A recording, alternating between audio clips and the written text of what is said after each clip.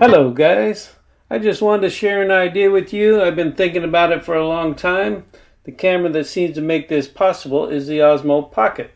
My thoughts are, what if you could mount a small camera on your main camera so that you could get those wide shots while you could zoom in and also get up close in on the special shots. So this video is just a sort of a proof of concept. I went to the backyard, I pulled a few shots, mounted the Osmo Pocket on top of my GX85, put the two clips together just to see, if you can do two things at once with the same camera. And it seems like it is possible.